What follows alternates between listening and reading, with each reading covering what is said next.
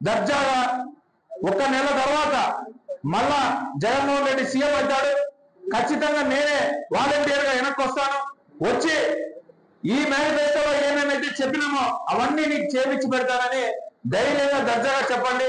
ఈ రోజు మనం ఎలక్షన్ కోడ్ వచ్చి నెలైంది, ఒక నెల వరకు కూడా వాలంటీర్లు చాలా మంది వచ్చి నేను రిజైన్ చేశానన్నా వద్దని చెప్పినాడు. వద్దమ్మా, అనవసరంగా రిజైన్ చేయొద్దండి. 35 సంవత్సరాలు దాటినటువంటి వాలంటీర్లు చాలా మంది ఉన్నారు, వాళ్ళకు మళ్ళా మనం జాబ్ లో తీసుకోవడం కష్టమవుతుందేమో, మీరు వద్దు, మీరు సైలెంట్ గానే ఉండండి, వాళ్ళు ఎలక్షన్ కమిషన్ ఏం గైడ్ లైన్స్ ఇస్తే చేయండి. కానీ నిన్న ఈ పెన్షన్ వల్ల వాళ్ళు పడిన కష్టం చూసి చాలా మంది వాలంటీర్లు వచ్చి అన్నా నువ్వు వద్దని చెప్పినా కూడా మేము రిజైన్ ఇచ్చేస్తాము, మా వల్ల కావడం లేదు ఈ దారిద్ర్యం చూడటము, ఖచ్చితంగా జగన్ వస్తేనే వీళ్ళకి న్యాయం జరుగుతుందని చెప్పి ప్రతి ఒక్కరు కూడా ఈరోజు ముందుకు వచ్చి వాలంటీర్లు రిజైన్ చేసినారు.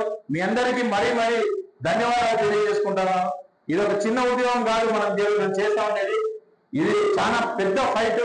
ఈ ఫైట్ లో చంద్రబాబు నాయుడు అనేటటువంటి వ్యక్తిని ఓడించాలంటే ప్రతి ఒక్కరు కూడా మనోళ్ళు, వాలంటీర్లు, లీడర్లు, ఇంకెంతమంది ఉంటే అంతమంది ఒక సైన్యం లాగా ఫామ్ అయి మనం కుంభస్థలాన్ని కొడితే దెబ్బ దిమ్మ తిరిగి అవడం వాడాలి. చంద్రబాబు నాయుడు ఇక్కడి నుంచి వెళ్ళిపోవాలి.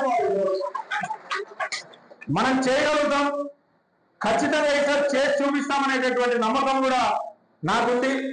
మీ అందరికీ కూడా అదే నమ్మకం ఉందని నేను మనస్ఫూర్తిగా భావిస్తా ఉన్నాను.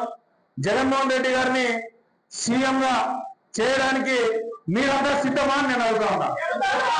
గట్టిగా చెప్పాలా? సిద్ధమా? చంద్రబాబు నాయుడుకి రీసౌండ్ తోనే వారు వెళ్ళిపోవాలి ఇక్కడ నుంచి పక్కకి.